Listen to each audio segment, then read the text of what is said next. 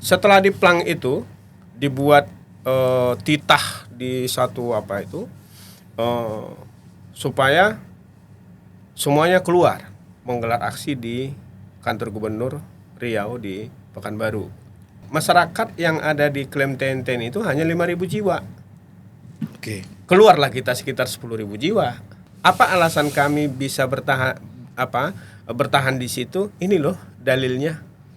Apa Bang Ajis? Memang kami di sana beli tanah, tapi tanah kami di kampung udah kami jual juga. Dan di sana juga pernah terjadi itu anak sekolah nggak bisa didaftar. Terus ini perintah siapa gitu loh. Jujur aja aku awalnya lihat sagas-sagas tentara lah dulu, saya bilang dulu aku selalu jempol. Tapi setelah kejadian ini bagi kami di sana, ini ngapain kesini jadi gitu? Harapan kepada pemerintah. Harapanlah untuk pemerintah. Kami di sana itu mau hidup juga, Pak. Mau hidup.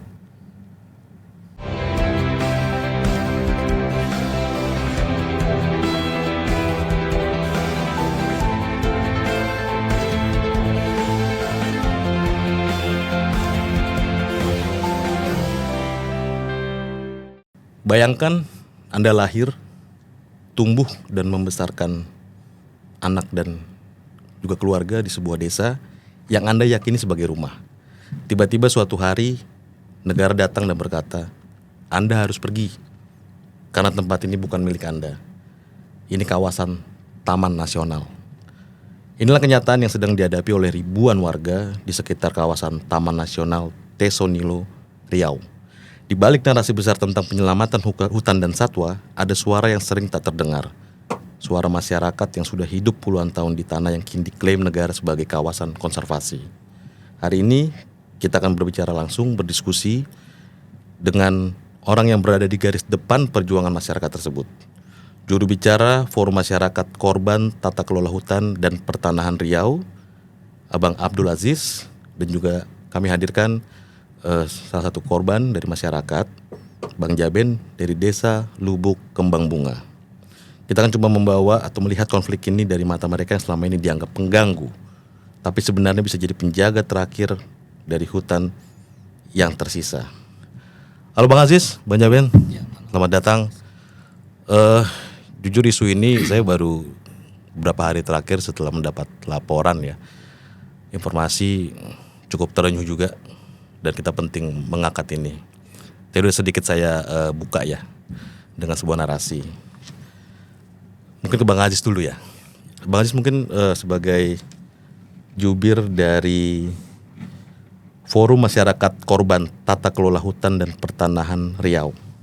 Bisa Bang Aziz ceritakan secara singkat kapan dan bagaimana forum ini terbentuk, dan bagaimana Bang Aziz sebagai juru bicara bisa terlibat dalam isu ini? Ya. Jadi gini, kami sebenarnya tidak sengaja datang ke areal yang disebut Taman Nasional Tesonilo itu. Baik. Nah, waktu itu ada pemboikotan lah buah-buah sawit masyarakat di daerah Taluk Kuantan namanya. Taluk Kuantan. Ya, Oke. ibu kota Kuantan Singingi. Baik. Ibu kota Kabupaten Kuantan Singingi. Ini masih di Riau, tapi dia di arah selatan. Baik. Gitu. Nah, ini nggak bisa keluar TBS-nya. TBS itu kan tandan buah segar. Tandan buah segar. Ya, sawit itu. Karena ini berasal dari TNTN gitu. Oke. Wah, ini menarik nih, gitu kan. Yuk kita cari tahu.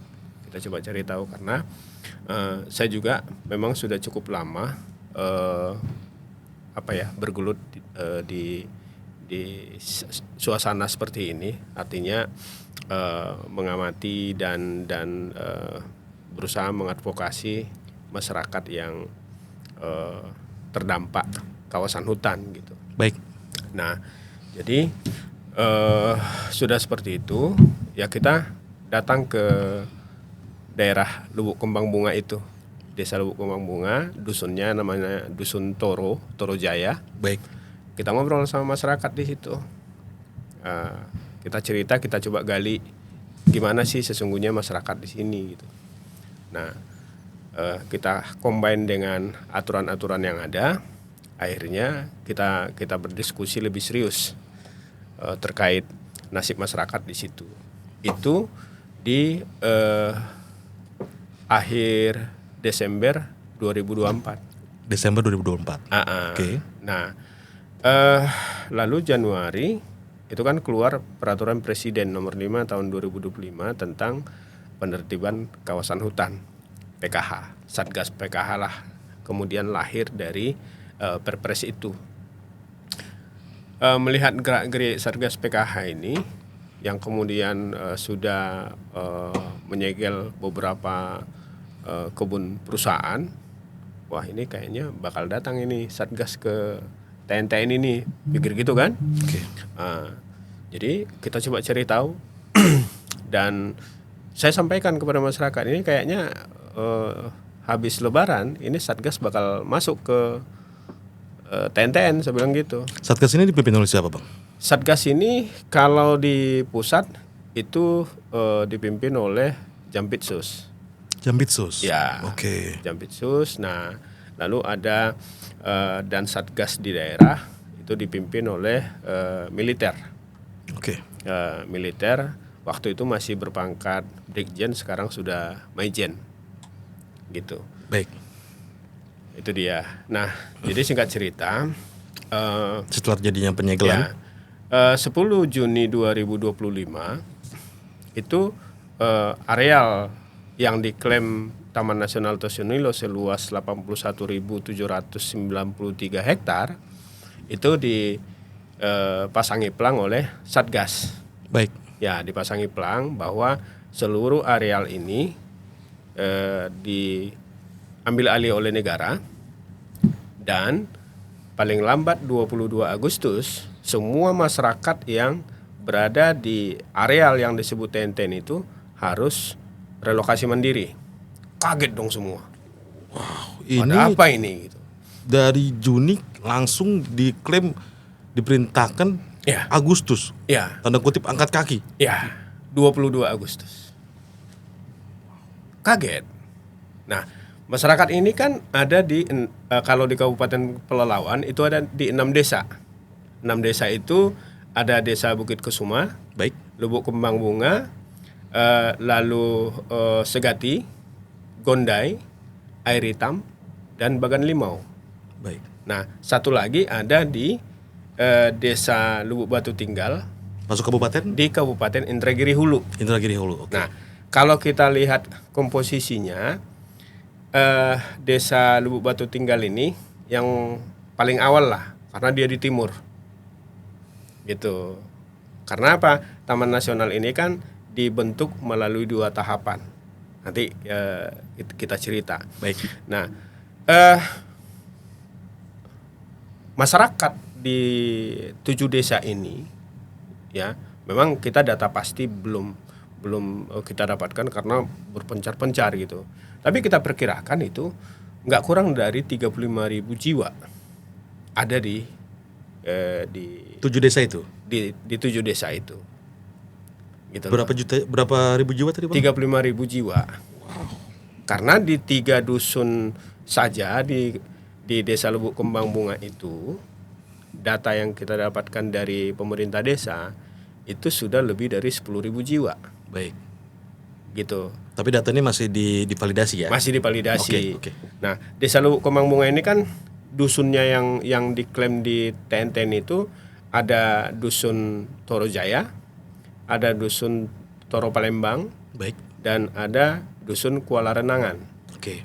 Gitu. Nah, 3 dusun ini gitu loh. Nah, jadi titah itu ini bertolak belakang sekali dengan omongan Satgas di awal mereka datang. Di awal mereka datang, mereka ngomong ke masyarakat, Bapak Ibu, kami datang hanya untuk melakukan inventarisasi. Jadi Bapak Ibu nggak usah takut, sawitnya dirawat saja, dipanen saja, kayak gitu. Nah, lalu itu awal-awal masuk itu di bulan 5, awal-awal bulan 5 lah mereka masuk. Mei 2025 berarti kira-kira Ya. ya. Oke. Nah, jadi mendengar itu kan masyarakat ini deh. Oh ya, kalau seperti itu ya sudah gitu. Seminggu 2 minggu kemudian udah lain lagi.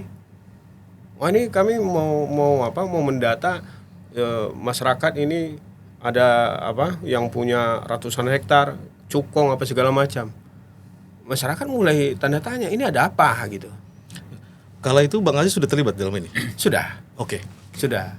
Oke. Itu karena saya terlibat di terlibat di persoalan masyarakat ini sejak 10 Juni 2025 itu. Oke. Gitulah. Dan timbul kecurigaan atau pertanyaan di antara warga sekitar ada apa ini gitu. Ya. Nah, itu di Mei, ya, di Mei sudah. Setelah itu Bang? Nah, di Mei sudah. Nah, karena itu sudah mulai ada satu persatu aparat desa itu kan diajak ngomong lah, diajak bicara oleh anggota Satgas itu, gitu kan. Ini sudah mulai gaduh. Nih. Wah, ada apa ini? Karena sudah mulai di kotak-kotak masyarakat itu gitu loh. Seperti apa maksudnya kotak-kotak itu? Nah, kotak-kotak itu begini, bahwa misalnya nih di Desa Lubuk Kembang Bunga, kami mau menginventarisasi masyarakat yang lahannya 10 hektar ke atas, 10 hektar ke bawah. Tentu kan muncul pertanyaan, untuk apa? Kan gitu tuh. Baik, oke. Nah, kalau misalnya yang didata itu adalah masyarakat, silakan gitu. Ya Oke, kan? oke. Dan pada saat itu kan tidak ada, bukan tahun pemilu baru selesai, dan masyarakat yang ada di klaim TNTN itu baru saja ikut memberikan suaranya, Oke. gitu loh Bang. Sudah lewat ini. Sudah. Oke. Jadi masyarakat di situ punya KTP di situ, ya, KTP berlambang Garuda, dan suara mereka diharapkan dari situ. Oke. Oke. Nah, lalu setelah diplang itu dibuat titah di satu supaya semuanya keluar, relokasi mandiri. Bingung manusia ini semua, mau kemana? Bentar Bang, aku potong dulu. Ini kok kesannya seperti kayak kaget mendadak. Berarti cuman nggak sampai 3 kali kunjungan dong dari sejak yang kedatangan pertama tim Satgas ini hingga masyarakat sekitar sontak kaget. Artinya aku bicara soal sosialisasi nih, soal tujuan apa kedatangan kan gitu. Anggota Satgas itu mereka sudah mulai stay di situ. Meskipun berpindah-pindah ya. Iya. Meskipun berpindah-pindah mereka kalau sosialisasi Maksud dan tujuan kedatangan begitu sekarang nih. boleh dibilang sosialisasi itu hanya di warung-warung gitu. Ya, maksud dan tujuan kedatangannya itu kan tadi dikatakan mereka hanya melakukan inventarisasi. Yang pada kelanjutannya Iya. berubah. Oke. Itu.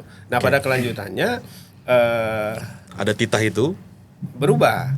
Nah, muncullah titah tadi itu karena masyarakat nggak pernah menyangka akan muncul perintah seperti itu.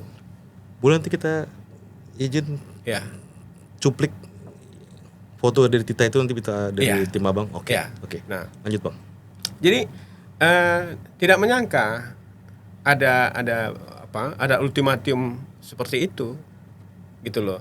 Dan kemudiannya setelah ada ultimatum gitu, semua masyarakat resah dan mulailah muncul kesepakatan menggelar aksi, gitu loh. Baik. Menggelar aksi, dan pada 18 Juni 2025 itu kita menggelar aksi di kantor Gubernur Riau di Pekanbaru. Kebetulan saya juga ada orasi di sana. Kenapa ini sampai kita lakukan? Karena informasi yang muncul ke publik, masyarakat yang ada di klaim Tenten itu hanya 5.000 jiwa. Oke. Keluarlah kita sekitar 10.000 jiwa. Menunjukkan diri gitu loh. Oke. Ini loh kami gitu. Nah, di situ di aksi demo itu kita memang diterima oleh gubernur, oleh Kapolda dan beberapa petinggi lainnya itu. Kita minta ruang untuk kita juga membela diri gitu loh. Apa alasan kami bisa bertahan di situ? Ini loh dalilnya. Apa Bang Ajis? Gitu. Coba tolong dipaparkan. Ini masuk ke status masyarakat dan lahannya ya? Iya. Oke, pembelaan seperti apa? Jadi gini, kalau itu dikatakan Taman Nasional Tesonilo gitu ya, tentu kan kita harus lihat tahun berapa Taman Nasional Tesonilo itu ditunjuk. Ini ditunjuk dulu, belum ditetapkan. Gitu Oke. loh. Karena kalau ditunjuk, luasnya belum fix berapa gitu. Masih ada proses lagi berlanjut. Nah, yang 81.793 hektar ini kan ditunjuk dalam 2 tahapan. Tahapan pertama itu tahun 2004. 2004. Ya, ditunjuk tahun 2004. Nah, di SK itu dikatakan bahwa harus segera dilakukan proses penataan batas. Gunanya apa? Untuk memisahkan hak-hak para pihak lah. Apakah nanti itu hak negara, hak masyarakat yang ada di situ, ataupun hak badan hukum atau apalah yang ada di situ tuh. Oke. Nah, ini kan ada pada pasal 15 Undang-Undang 41 tahun 99 tentang kawasan hutan. Di sana dikatakan bahwa proses pengukuhan kawasan hutan dilakukan dalam 4 tahapan: penunjukan, penataan batas, pemetaan, penetapan.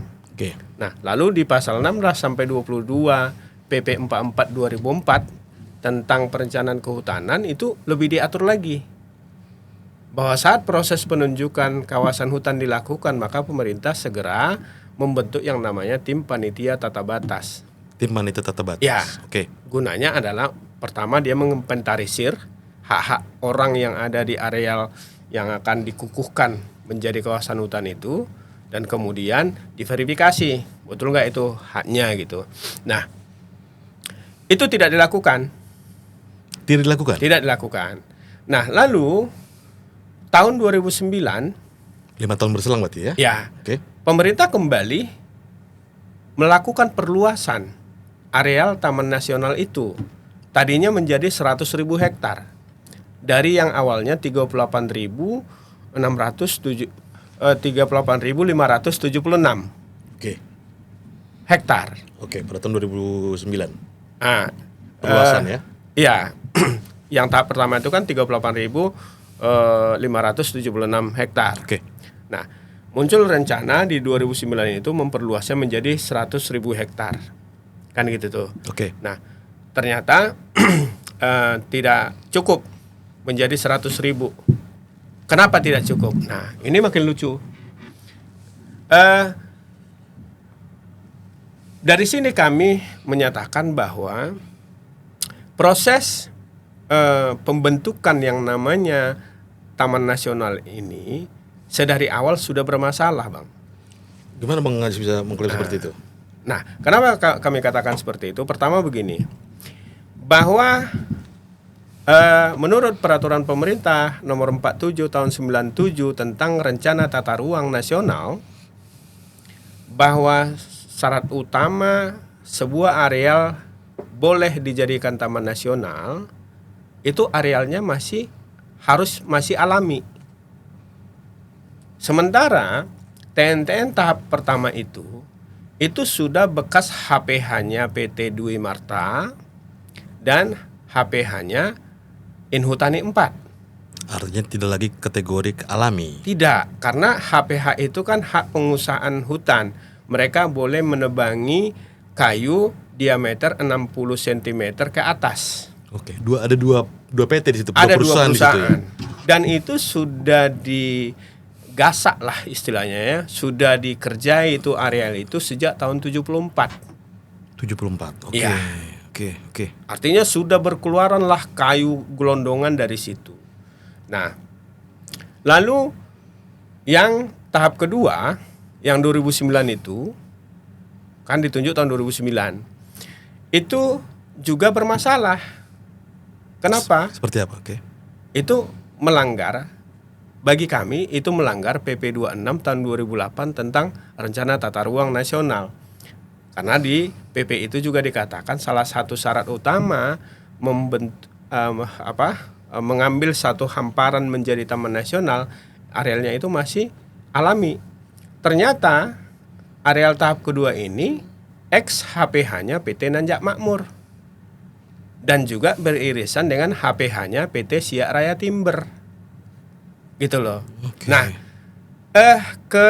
kesalahan ini semakin kental kelihatan ketika kami menemukan hasil inventarisasi Balai Konservasi Sumber Daya Alam Riau Oke. pada 2006, ya. Di situ dikatakan bahwa areal di TNTN tahap 1 itu tidak ada yang namanya hutan primer. Yang ada hutan sekunder dengan kerapatan 40-70% itu sekitar 10.000 hektar. Kerapatan 70% itu sekitar 10.000 hektar dan kerapatan 40-70% itu sekitar 8.000 hektar. Sisanya itu sudah tanaman masyarakat dan belukar. Oke. Kan gitu tuh. Oke. Nah, lalu yang di tahap kedua ini ada juga hasil inventarisasi dari Balai Taman Nasional. Di situ jelas-jelas dikatakan bahwa sampai tahun 2009 areal yang sudah dikuasai masyarakat itu sudah mencapai 28.606,8 hektar. Sementara sampai 2009 itu sampai 2010 belum ada dilakukan proses penataan batas. Itu loh. Nah, proses penataan batas baru dilakukan 2011.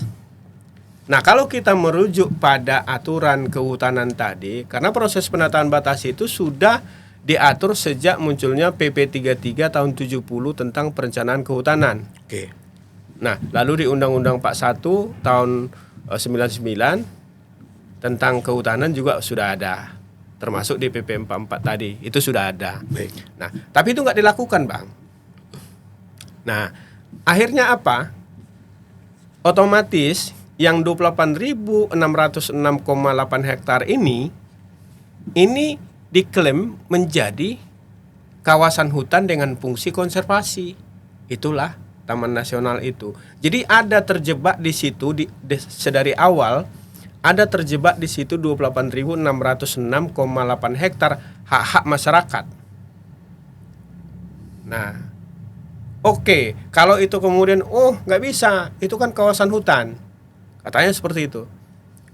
Kita harus tahu bahwa sampai tahun 2016 kawasan hutan di Riau itu statusnya masih penunjukan, Bang. Itu Jadi bisa kita cek. Empat tahapan tadi ya, ya. masih status penunjukan Ya, bisa kita cek pada SK 905 tahun 2016. Itu. Nah, kalau kita kupas ini lebih parah lagi. Seperti apa? Parahnya itu gini loh. Kawasan hutan Riau itu pertama kali dibentuk itu tahun 1986 melalui SK 173. Nah, waktu itu Riau dan Kepulauan Riau masih satu, bernama Provinsi Riau gitu loh. Luas daratannya itu mencapai 9,4 juta hektar. Oke. Itu. Dan semua daratan itu disebut kawasan hutan meskipun di dalamnya ada HPK strip APL. HPK itu hutan produksi yang bisa dikonversi dan areal peruntukan lain itu 50,4%. Nah, di SK 173 ini di amar ketiga ada perintah segera melakukan proses penataan batas. Tapi itu nggak dilakukan. Tidak dilakukan. Sampai kemudian keluar SK 7651 tahun 2011. Itu SK yang memisahkan antara kawasan hutan Riau dan Kepulauan Riau. Jadilah kawasan hutan Riau itu 7,3 juta hektar sesuai dengan luasan daratannya. Baik. Dan tidak satu pun itu ada yang namanya APL. Alhasil kantor Gubernur Riau, kantor Polda Riau, kantor DPRD Riau, kantor Wali Kota Pekanbaru itu kawasan hutan. Iya dong. Benar. Gitu berarti. Masuk kawasan hutan berarti. Iya. Itu dia. Coba nanti cek di tracking di media online, di googling sampai tahun berapa kantor Gubernur Riau itu berada di kawasan hutan lindung. Oke. Izin saya coba kembali dulu ke status masyarakat ya. Ya. Kita coba sebelum kita lanjut kita ke Bang Jaben ya. Bang Jaben udah berapa lama tinggal di situ? Kalau di sana saya udah mulai 2019. Tapi Maaf ya, aku perjelas lagi, Desa Lubuk Kembang Bunga. Kembang Bunga. Iya. Ini yang masuk Kabupaten Pelawan berarti ya. Oke. Itu saya ke sana, tapi sebelumnya mertua saya yang di sana. Dari tahun 2014. 2014. Iya. Oke. Mulai bersih-bersih lah. Oke. Nah, Nah, bisa diceritakan nggak awal mula Bang Jaben dan juga berarti warga sekitar ya iya. saat terjadi kedatangan Satgas PKH mungkin ya, Iya. dan akhirnya ada beberapa minggu kemudian ada titah Iya. tentang perintah itu. Iya. Seperti apa? Awalnya kami masyarakat di sana lihat itu satgasnya tentara lah. Kalau awalnya kami nggak tahu satgas, kan yang lewat tentara. Kok banyak gini tentara, ngapain kan gitu. Ditanya RT pun RT nggak tahu juga untuk apa datang ke sini. Tidak ada informasi resmi jelas Enggak, maksudnya perihal kedatangan itu. awalnya masih bersih-bersih orang itu mau bikin helipad ataupun mau pantau-pantau kayak gitulah awalnya. Oke. Sebelum kedatangan menteri. Oke. Pas tanggal 10 bulan 6 itu. Oke. Sebelumnya itu udah banyak satgas datang ke sana. Sebelum 10 Juni 2025 berarti ya? Iya. Oke. Berapa Terus, bulan Bang? sebelum lah. Oke. Nah, terus tanya RT ngapain gitu loh. Kok banyak kali tentara di sini? Ada apa? RT pun nggak tahu. Jelasin ke kami pun nggak tahu. Baik. Tiba-tiba berapa seminggu sebelum tanggal 10 itu baru tahu RT bahwasannya menteri mau datang. Oke. Untuk apa? Penertiban kawasan hutan. Kawasan hutan. 3 hari sebelum menteri datang, pelang itu udah ditaruh semua. Pelang dilarang masuk kayak gitu lah. Ada nanti apanya. Oke. Di benak kami masyarakat ya udah kalau mau datang aja. Kan kami nggak tahu juga maksud dan tujuannya apa. Oke, lanjut Bang Jaben. Jadi kalau dibilang menteri datang, antusias lah masyarakat semua. Senang. Iya. Dari Bukit Kusuma, dari Torojaya, semua datang rame. Mungkin sama yang ada drone waktu itu, ada itu videonya ramenya. Oke. Setelah datang, nunggu mulai dari jam 7 udah rame itu, jam 7 pagi udah rame. Ya, biar clear izin menteri siapa berarti ini, Bang? Tadinya rencananya apa? Rencananya itu Menteri Pertahanan sama Menteri Kehutanan. Oke, Menteri Iya. Pertahanan dan Menteri Kehutanan. Iya. Oke. Lanjut, Bang. Rencananya. Oke. Tapi yang datang itu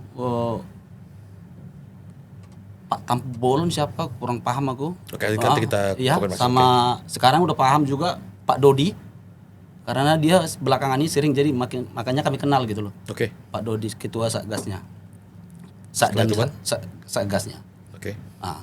Sampai mulai dari jam 7 sampai jam 11 lah baru nyampe helikopternya. Nyampe turun seremoni bam datang nanam pohon dekat tenda yang dibuat. Tak lama kemudian pulang. Satu kata pun tak ada. Ke Artinya masyarakat masih belum tahu ini kegiatan apa. Iya, nggak tahu. Jadi datang dari helikopter turun, udah dibikin tenda-tendanya itu, udah tanam beberapa pohon, tap. Berapa menit pulang. Oke. Terus kayak masyarakat, ini ngapain gitu? Oke. Bertanya ngapain? Udah mulai emosi lah masyarakat di situ.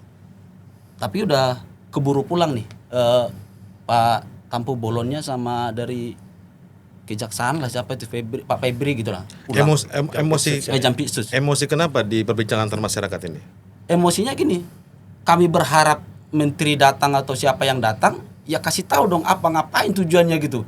Karena kami udah nunggu mulai dari jam 7 pagi. Di sana kan nggak ada warung, ya nggak makan.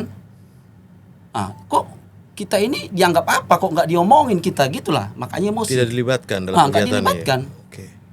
Tujuannya apa ngapain kami nggak tahu. Setelah pulang ya tadi yang aku bilang tadi, tinggallah Pak Dodi. Mulailah masyarakat ini ngapain kedatangan beliau-beliau ini ngapain gitu. Oke. Terus Pak Dodi bilang penertiban seperti apa begitu. Oke. Terus Pak Dodinya bilang setelah udah rame gitu, tunggu. Kalau mau lebih jelasnya lagi datang ke kejaksaan, Kantor Kejati, Riau. Kejati. Kantor Kejati. Ya. Oke.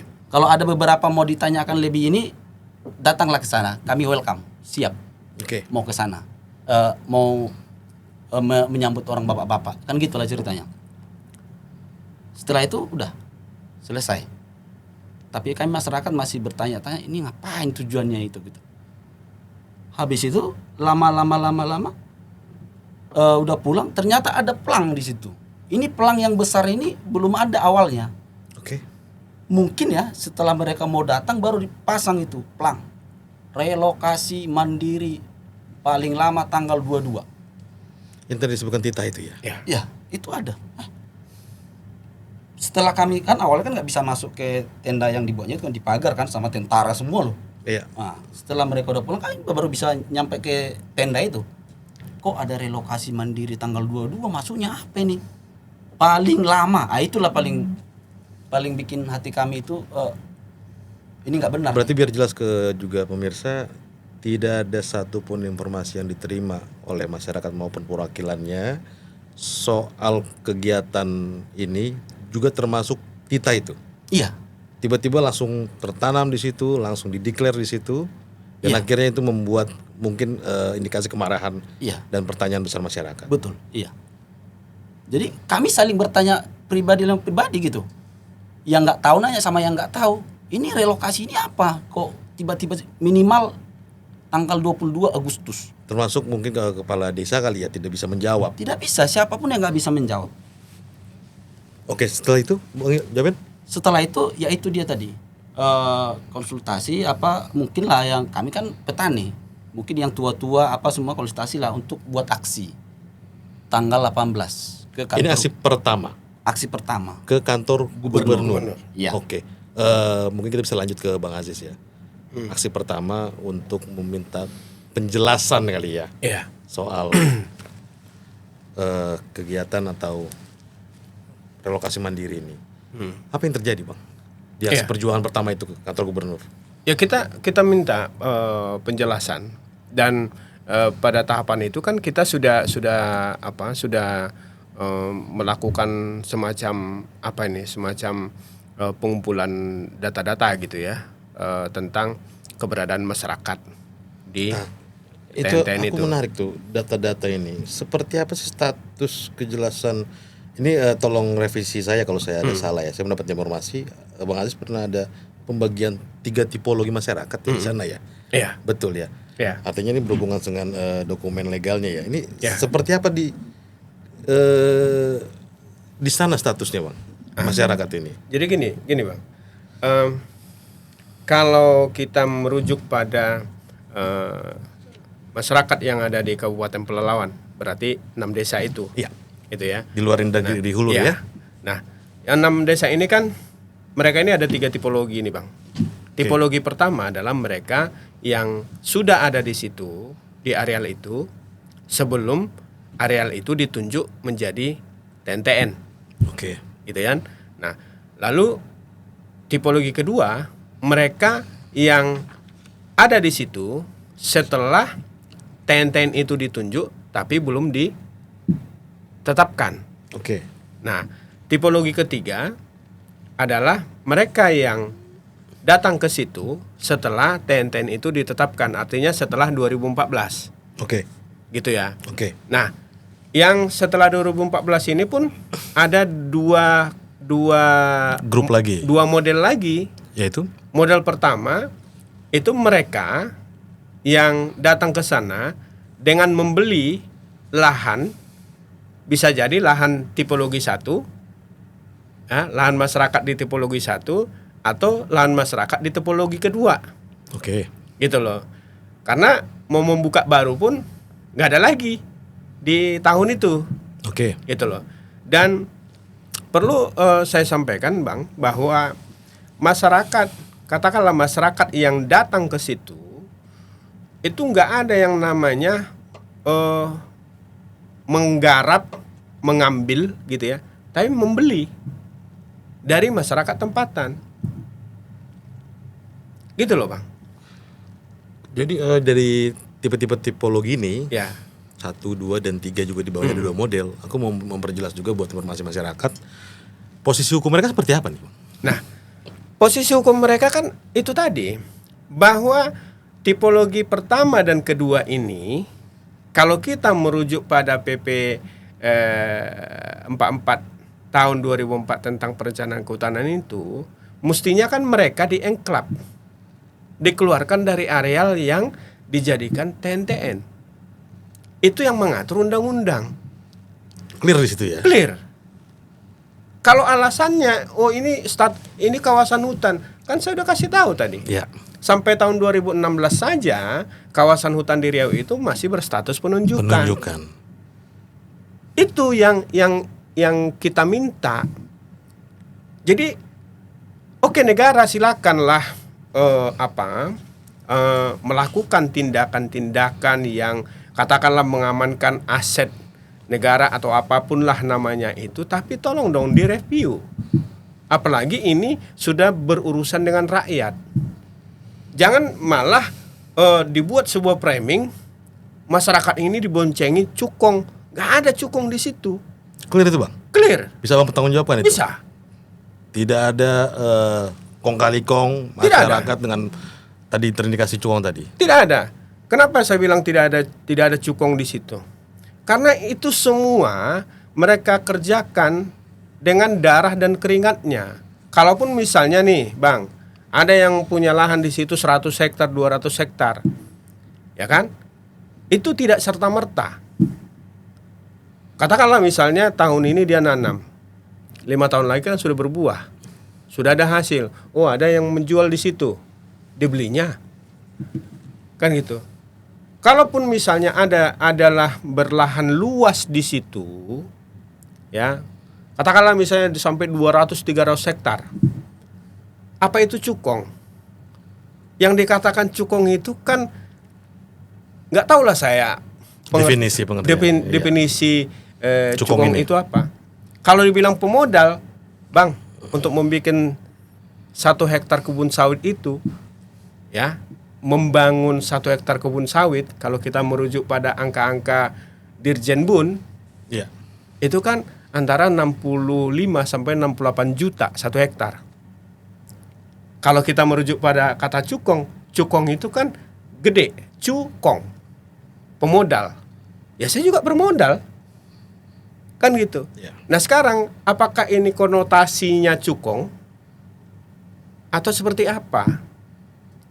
Gitu loh. Nah kalau mau 100 hektar, 200 hektar, 300 hektar atau 1000 hektar pun lahan masyarakat itu ada di situ, saya justru berharap pada pemerintah. Kita sudah 80 tahun ini merdeka, ya kan? Ayo kita review, kasih rakyat ini cerdas. Ini lo salahmu. Ayo kita analisa. Dari sini kan kau lihat ini kan, kau yang salah. Jangan kemudian langsung dikunci, out kau dari sini. Itu yang coba kita koreksi. Artinya kalaupun masyarakat ini betul-betul salah, ya, paham dia, legowo dia dengan kesalahan itu. Bang Gitu Jabin loh. merasa ada kesalahan yang Bang Jabin perbuat dan keluarga atau warga. Kesalahan awalnya nggak tahu, karena dibilang sekarang itu hutan udah semak belukar yang kami bersihkan itu. kan nggak ada kayu besar segini, akasia liar itu. Karena kami juga kan bukan garap gitu aja punya orang, kami beli sama Nini Mama dari situ. Saya beli kemarin itu untuk menambah, seperti yang Pak Aziz bilang, untuk menambah lahan awal yang dikasih mertuaku tadi. Iya, iya. Karena kan kalau cuma itu doang mungkin sedikit, gak cukup lah gitu. Iya. Ya saya ada duit, saya beli lagi gitu. Nggak langsung saya beli langsung semuanya bulat total sekali beli gitu. Ya bertahap saya beli, dikasih ini aku kerjain, ada panennya, aku kerjain lagi ini. Jadi sampai sekarang masih ada yang baru panen. Padahal aku udah berapa tahun di situ. Kami dapat laporan konfirmasi yang mungkin bisa nanti ke Bang Ajis juga. Ada laporan praktik jual beli lahan oleh oknum yang mengaku adat di kawasan Tenten. Kalau mengaku adat itu ya memang mereka ketua adat. Ada suratnya. Kayak punya saya nih, Batin Hitam. Ya kami tanya sama yang tua-tua di sana, ya iya. Ini datuk-datuk dulu zaman-zaman mereka di sini, ya inilah entah cucunya entah apanya nggak tahu lah. Pokoknya Batin Hitam. Kami kasih uang ke datuk itu. Jadi kalau dibilang perambah kan, setahu kami kan tanah mereka. Ya kami beli, dikasih, udah kami kerjain gitu. Orang abang telusuri dulu asal usulnya ya, sejarahnya ya. Enggak. Ya tapi kan sudah kita lihat di situ waktu itu udah rame, udah tinggi sawitnya. Aku penasaran sikap gubernur merespon di aksi perjuangan ini seperti apa sih Bang? Jangan aku bakal lagi ya. Aduh. Yang jelas gubernur dia tidak membuka ruang diskusi, gitu ya. Yang ada ya mendukung langkah-langkah Satgas, dan bahkan ketika kita menggelar RDP, rapat dengar pendapat dengan Komisi 13 pada 29 September lalu, gubernur malah di hari yang sama mengeluarkan SK 950 tentang tim percepatan pemulihan ekosistem TNTN. Padahal hasil rapat di Komisi 13 itu Komisi 13 menyepakati menolak relokasi. Tapi Gubernur Riau pada saat hari yang sama mengeluarkan SK tim percepatan pemulihan ekosistem TNTN. Oh gimana itu Bang? Nah, lalu saya kontak itu ada Kadis Lingkungan Hidup dan Kehutanannya. Oke. Katanya ke saya bahwa masyarakat ini akan direlokasi ke areal HTI. HTI itu hutan tanaman industri yang nggak jauh dari TNTN itu. TNTN, oke. Jadi saya bilang, Pak, merelokasi masyarakat ini gampang.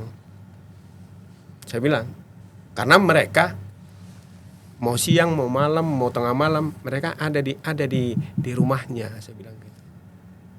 Tapi apakah kemudian mereka direlokasi, rumah yang mereka tuju sudah ada, lalu lahan penghidupan mereka sudah ada, Mata pencarian. atau kayak kita membuang bangkai, ya, antar ke pinggir-pinggir jurang, bob, tinggalkan. Ini manusia loh. Malah saya sudah tunjukkan bagan relokasi di Rempang Galang, di Batam. Pemerintah pada saat itu membuat skema yang jelas. Masyarakat itu dapat rumah tipe 54. Luas tanahnya 500 meter persegi. Baik. Gitu loh. Artinya, Bang, semua ini terencana. Gitu. Karena yang kita urusi manusia kan. Semua terencana. Ini tidak. Bahkan kemudian berseliweran cerita masyarakat ini sebentar akan direlokasi ke Pulau Mendol. Pulau Mendol itu di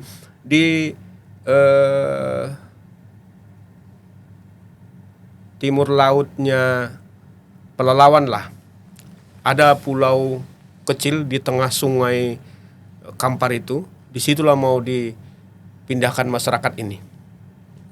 Nah, lalu info berikutnya, masyarakat ini akan direlokasi ke areal ex Duta Palma. Habis itu muncul lagi cerita akan direlokasi ke areal ex Musimas. Nggak ada yang konkret ya? Lagi-lagi pertanyaan saya, ini yang diurusi manusia, kambing atau bangke? Itu loh Bang. Jadi kalau memang ini program pemerintah, ini mohon maaf sekali lagi saya bilang, kalau memang ini program pemerintah, sebuah pemerintah besar bernama Indonesia itu kan dia sudah punya struktur yang jelas, informasi SOP yang jelas. Iya, soal tata kelola segala macam. Iya, Oke. gitu loh.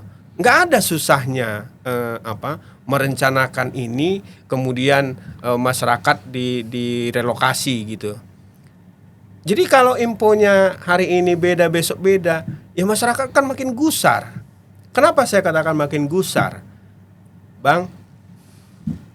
Mungkin orang-orang di luar nggak pernah melihat masyarakat ini bagaimana dia sedari awal berjuang untuk menata hidupnya. 15 tahun lalu, 20 tahun lalu, Abang nggak pernah melihat mereka ini jumpalitan, melintasi lumpur-lumpur dalam itu, membangun gubuk-gubuk di sana, hasil menjual kampungnya, ya, lalu dirawatnya sawitnya ini, di antara suara-suara entah apalah itu Bang, tanpa ada pemerintah di sana.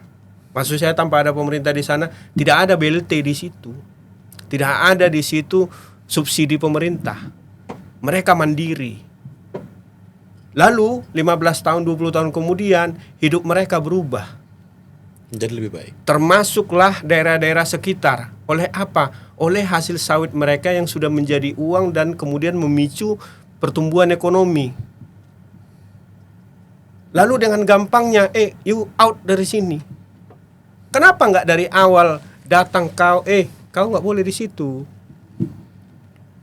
Jangan sampai kemudian habis dulu modal dari kampung ini, tumbuh sawitnya, baru direcoki. Siapa yang ngerecokin? Kalau saya mengatakan ini oknum. Siapa, Bang? Pemerintah. Itu loh, oknum pemerintah. Jadi bagi saya ini adalah oknum-oknum yang mengatasnamakan dia alat negara. Itu loh. Kami dapat informasi dari pemberitaan ya, Bang. Paripurna DPR mensahkan pansus penyelesaian konflik agraria pada belum lama ya? Belum. Bulan ini ya? Ya. 2 Oktober. Ya. Berarti TNT ini juga termasuk di dalamnya kan, Bang? Kita belum dapat informasi apakah TNT masuk di dalam skema itu atau tidak. Tapi bagi saya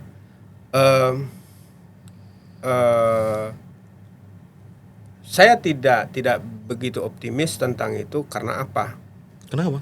Abang bisa bayangkan di hari yang sama Komisi 13 sepakat menolak masyarakat itu direlokasi, tapi di saat itu juga Gubernur Riau mengeluarkan SK 950 tentang tim percepatan. Artinya kan DPR ini nggak dianggap. Lalu kalau DPR ini nggak dianggap, berarti kan pansus itu nggak dianggap. Kenapa sih kita nggak bisa membagi ruang dan waktu untuk kita berdiskusi? Saya nggak katakan yang 100% masyarakat itu tidak bersalah.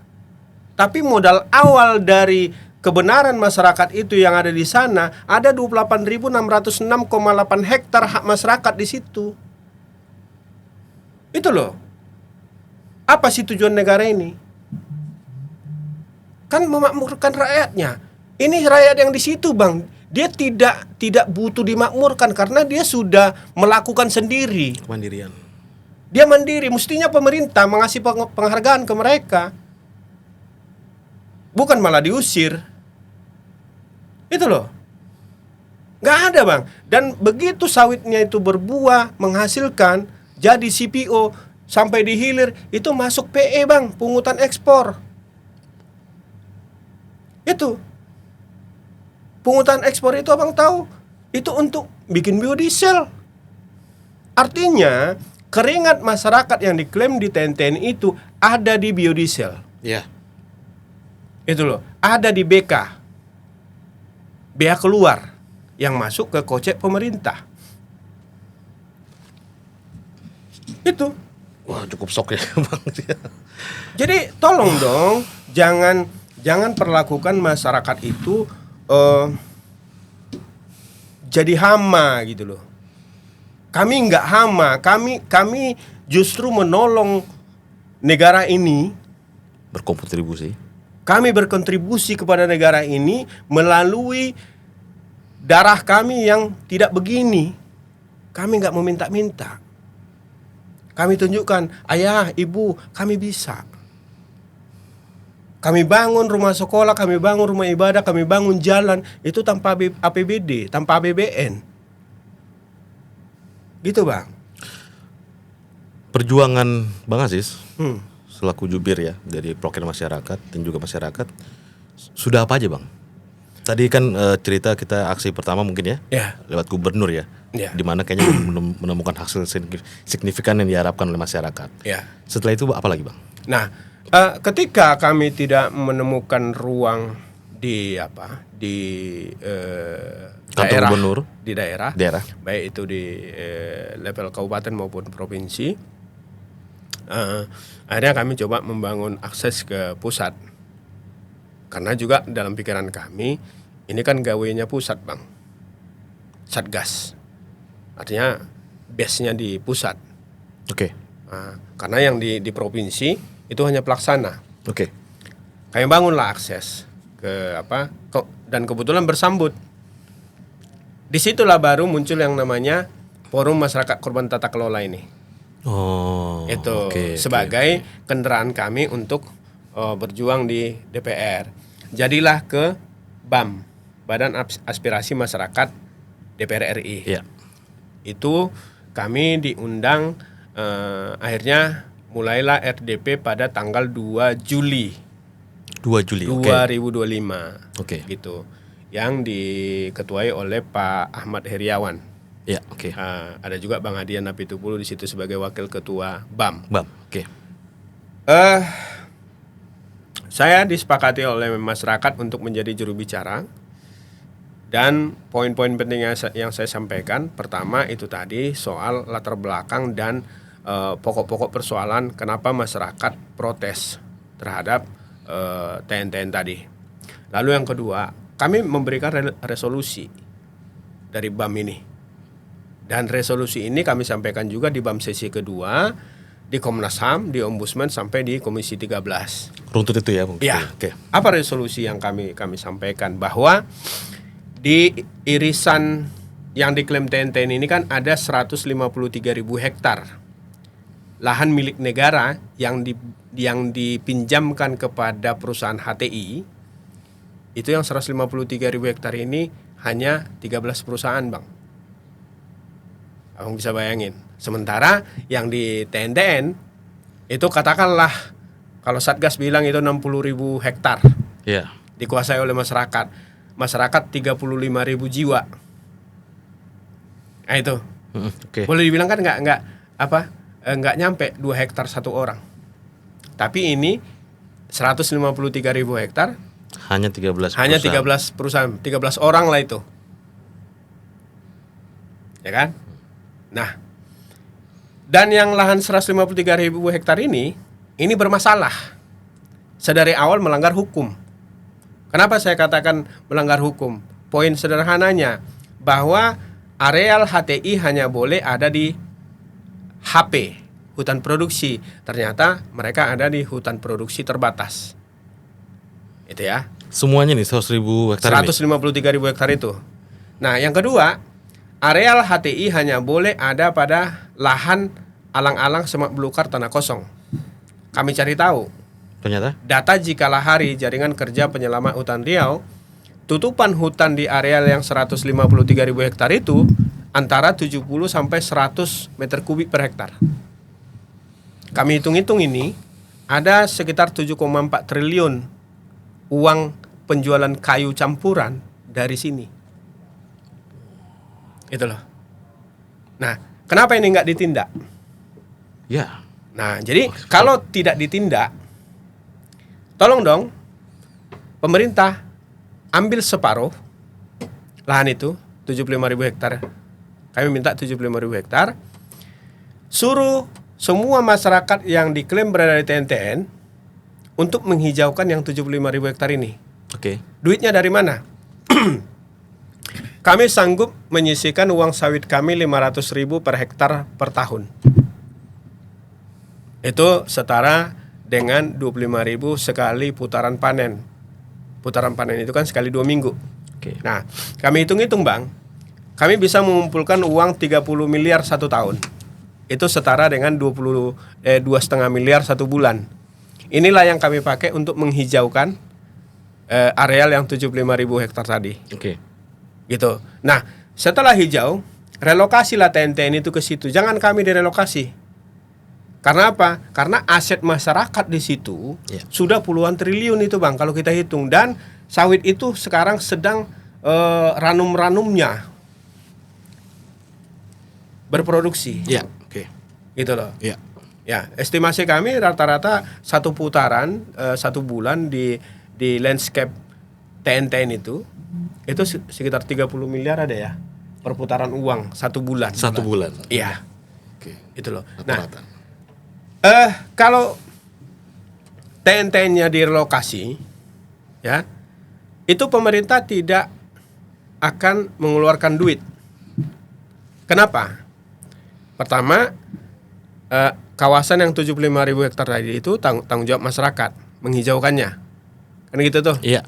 Nah, lalu aset masyarakat yang ada di sini itu diputihkan. Maksudnya diputihkan itu tidak berada di kawasan hutan. Artinya aset ini kan semakin bertumbuh. Nilai katakanlah kalau di SHM NJOP, nilai jual objek pajaknya sudah ada.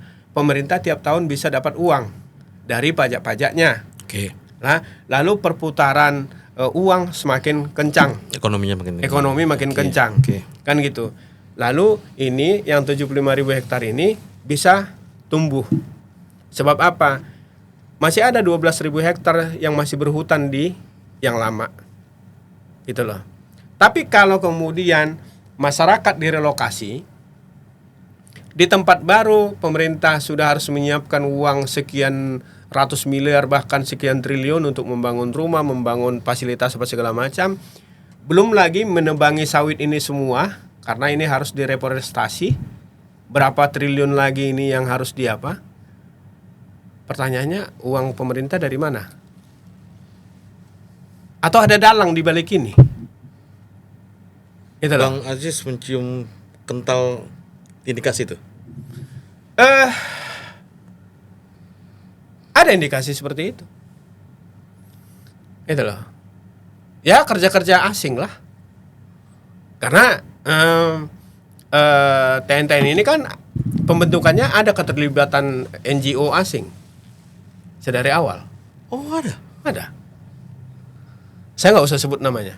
Ini yang dari tahun 80-an? Dari Atau kesini-sininya? Ya dari Sejak pembentukan itu? sejak pembentukan itulah. Sejak 2004 itu. Gitu loh. Nah, jadi dan ini menjadi lebih menjurus ke iya karena informasi yang saya dengar untuk pemulihan TNTN itu duitnya dari Volu. Yang perubahan iklim itulah yang dari luar negeri duitnya. Oh. Oke, aku kejar dulu di BAM. Apa yang terjadi setelah itu, setelah mediasi itu? Respon dari BAM seperti apa? Nah, setelah kami kasih resolusi itu kepada BAM kemudian membuat semacam laporannya bahwa aspirasi-aspirasi kami ini akan didistribusikan ke lintas komisi lah, kan gitu. Tapi sebelum itu terjadi, di 23 Juli kembali ada bukan kembali ada sih, tapi ada FGD antara BAM dengan kalau nggak salah 7 apa 8 kelembagaan, kementerian dan kelembagaan di Le Méridien Hotel. Kementerian Kehutanan ada di situ pastinya. Kementerian ATR BPN di situ ada. Dan hasil dari FGD itu sebenarnya ada poin-poinnya. Baik. Pertama itu tadi bahwa karena yang di desa Lubuk Batu Tinggal itu kan itu khusus yang sudah bersertifikat itu. Nah, itu di hasil RDB itu dibilang itu harus dikeluarkan dari TNTN, lalu masyarakat tidak direlokasi dan sampai nanti kemudian dicarikan solusi. Habis dari BAM sesi kedua itu ya kami ke Komnas HAM. Komnas HAM. Okay. Ya, Komnas HAM setelah mendengarkan penjelasan kami di tanggal 10 Agustus ya. Mereka datang ke Pulbaket lah ke tempat kami. Lalu kemudian muncul rekomendasinya agar masyarakat tidak direlokasi. Lalu militer dikeluarkan dari situ. Dari areal itu. Respon Komnas HAM? Ya, Komnas HAM merekomendasikan seperti itu. Setelah itu? Setelah itu memang agak berkurang militer di sana. Itu karena waktu itu sudah sempat setelah ada ultimatum harus relokasi mandiri itu, ini kan macam-macam nih shock terapi yang dilakukan kepada masyarakat. Mulai dari Satgas menyurati PLN supaya memutus listrik yang masuk ke masyarakat, terus juga meminta PKS untuk tidak menerima buah dari situ, lalu tidak boleh ada pendaftaran murid baru di sekolah-sekolah yang ada di areal di TNTN itu, sehingga anak-anak kemudian sekolah di bawah pokok-pokok sawit itu sudah terjadi. Nah, jadi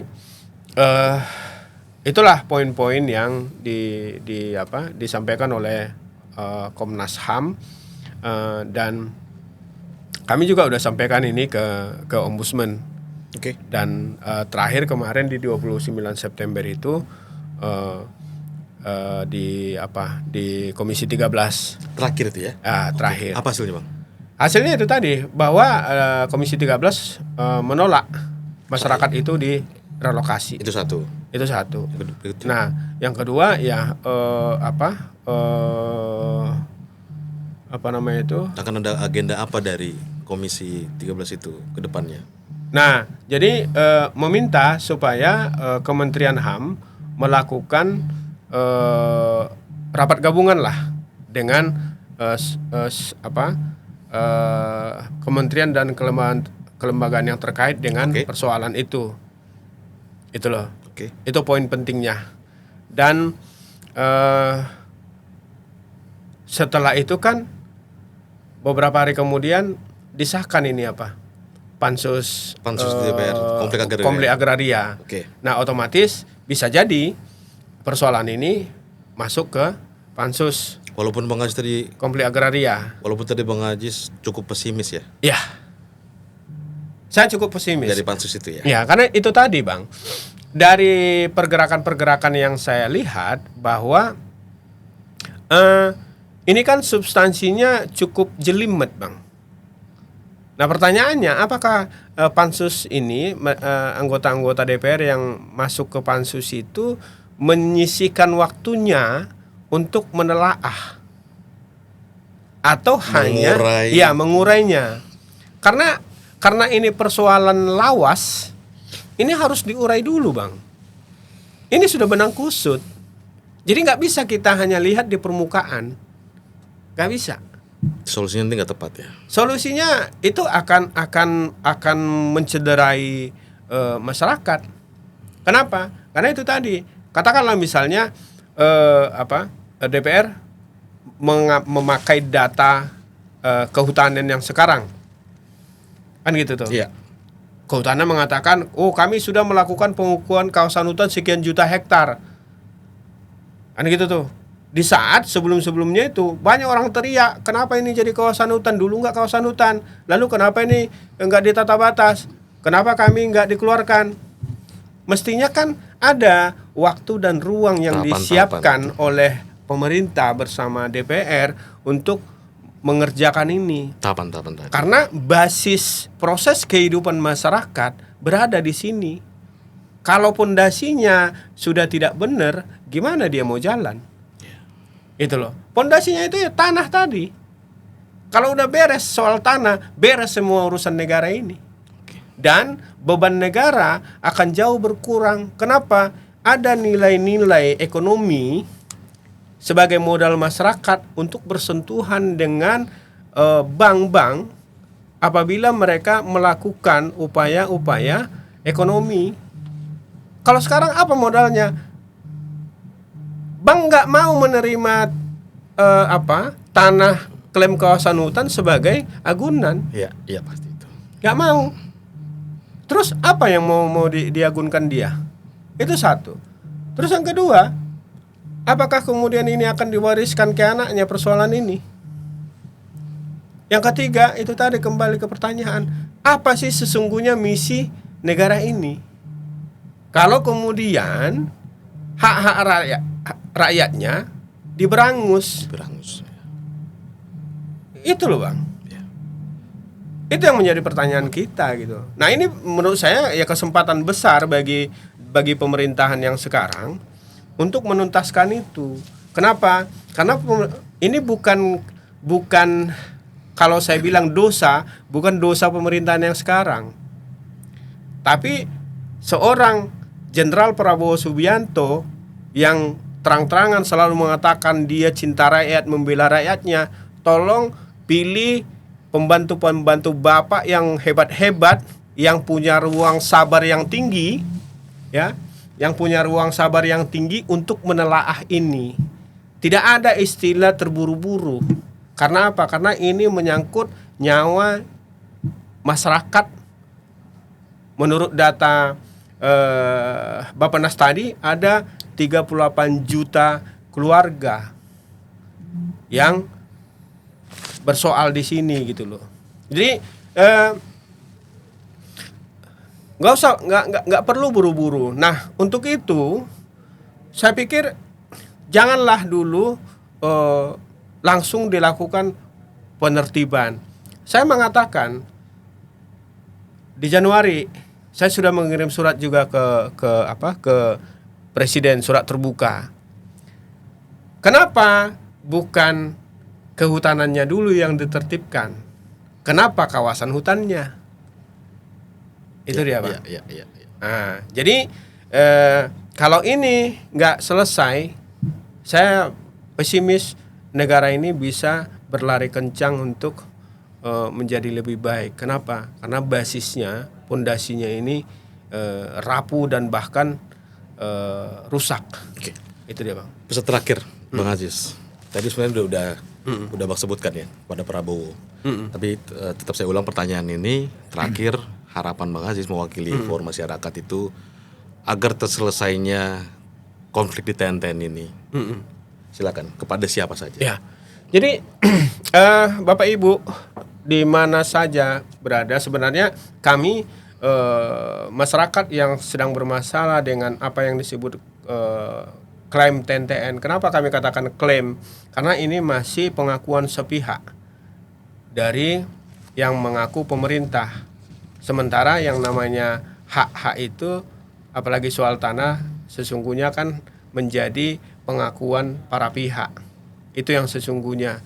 Nah, sesungguhnya TNTN ini hanya cerminan kecil dari persoalan pertanahan yang ada di negara ini. Persoalan itu nggak hanya terjadi di TNTN, tapi di semua provinsi yang ada di Indonesia. Yang membedakan hanya fungsi-fungsinya. Semuanya bermasalah dengan kawasan hutan. kami kebetulan bermasalah dengan kawasan hutan dengan fungsi konservasi. Nah, jadi nggak perlu ilmu tinggi untuk menyelesaikan ini, Bapak. Nggak perlu pangkat ataupun gelar yang panjang untuk menyelesaikan ini. Karena apa? Karena di aturan itu sudah ada semua. Hak-hak masyarakat itu harus diberesi. Ya caranya itu tadi. Coba cek kapan ini proses pengukuhannya, ada nggak berita acara tata batasnya, ada nggak tracking poligonnya, ada nggak peta temu gelangnya. Kerja-kerja kehutanan kan akan kelihatan di situ. Nah, kalau kemudian dengan polosnya data kehutanan itu dijadikan dasar untuk menertibkan kawasan hutan di negara ini, maka akan banyaklah masyarakat Indonesia ini yang terpasung oleh kerja-kerja kehutanan tadi. Dan saya mengatakan di Komisi 13 bahwa kehutanan telah melakukan pelanggaran HAM berat dalam persoalan tanah di Indonesia. Dan saya juga katakan kepada Komnas HAM RI, kalau Komnas HAM tidak bisa menyelesaikan ini, tolong buka akses kami untuk membawa ini ke HAM internasional. Kenapa? Karena ini menyangkut masa depan bangsa, masa depan anak-anak kami, dan masa depan cucu-cucu kami. Itu saja. Baik, Bang Jaben, Ya. silakan bicara. Apa pesan-pesan mau disampaikan agar masalah ini khususnya buat Bang Jaben dan keluarga dapat teratasi? Jadi kebun ini harapan bagi kami.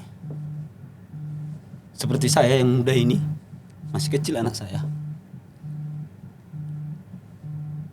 Udah 3 kali ditanya, Pak, apa itu tenten, Pak, katanya. Hutannya itu, gue bilang. Artinya namanya anak kecil sering megang HP, mungkin artinya aja dia nggak tahu. Jadi kalau saya pribadi dan masyarakat di sana itu penghasilannya hanya itu, sawit. Jadi ada semboyan kami udah di sana. Kalau memang ngotot pemerintah mengusir kami dari sana, gak usah deh jauh-jauh diusir. Kami gali aja tuh samping rumah kami, taruh di situ aja. Kenapa? Memang kami di sana beli tanah, tapi tanah kami di kampung udah kami jual juga. Karena untuk hidup lah, lebih layak lah, hidup lebih layak. Dan di sana juga pernah terjadi itu anak sekolah nggak bisa didaftar. Terus ini perintah siapa gitu loh? Kok anak sekolah mau didaftar nggak bisa? Sampai seperti Bang Ajis bilang dibawa, itu betul ada. Dan awalnya dulu itu di sana, jujur aja aku awalnya lihat sagas-sagas tentara lah dulu, saya bilang dulu aku selalu jempol. Tapi setelah kejadian ini bagi kami di sana, ini ngapain kesini jadi gitu? Nggak simpati lagi. Karena dulu mereka itu bawa laras panjang, jalan ke sana jalan ke sini. Pernah di situ pendataan dari katanya itu dari bupati, pendataannya 2 orang, tentaranya 4 orang bawa laras panjang. Kalau di situ kami sok. Tapi setelah udah dijalani semuanya ini memang udah nggak ada lagi, sekarang udah berkurang lah. Tapi dulunya itu kayak di penjahat betul lah kami di sana, penjahat betul. Maksud saya Harapan kepada pemerintah. harapanlah untuk pemerintah. Kami di sana itu mau hidup juga, Pak. Mau hidup lebih layak, mau hidup sesuai dengan program Bapak Prabowo. Dan di sana kami sangat mengharapkan kehidupan layak. Karena apa? Sawit ini kan lumayan penghasilannya. Dan kami di sana banyak itu tergantung di sini, mayoritas itu yang nggak ada pendidikan. Ya kalau kami ke kota ya sama aja, nggak ada gunanya. Bukan bikin semak aja gitu. Jadi kalau udahlah kami di kebun aja lah. Kami nggak berharap ke kota. Di kebun aja lah kami. Kasih aja lah penyelesaian sama kami biar kami tenang di sana. Biar kami tenang. Itu perlu Bapak ini daripada kami digusur dari sana. Udah suruh gali kami aja, nggak usah siapa-siapa yang gali, kami sendiri aja yang gali sih, gitu Pak. Itu harapan kami, tolong cepat diselesaikan Pak masalah kami ini. Ya. Iya, Iya, Pak. Bang. Silakan, Bang. Oke. Terima kasih ya Bang Aziz dan Bang Jaben sudah mencoba bicara di sini untuk memperjuangkan soal kasus TNTN ini. Dan tadi terakhir juga Bang Aziz juga Bang Jaben juga sangat tegas dan keras meminta harapan dan pertolongan dari pemerintah agar konflik ini segera selesai dan tetap mengutamakan masyarakat di sana. Semoga masalah ini tetap selesai ya Bang. Oke, terima kasih Bang Aziz. Amin. Terima kasih Bang Jaben. Demikian podcast bersama Bang Aziz dan juga Bang Jaben tentang perjuangan di kawasan TNTN Riau. Terakhir, salam persatuan Indonesia. Merdeka.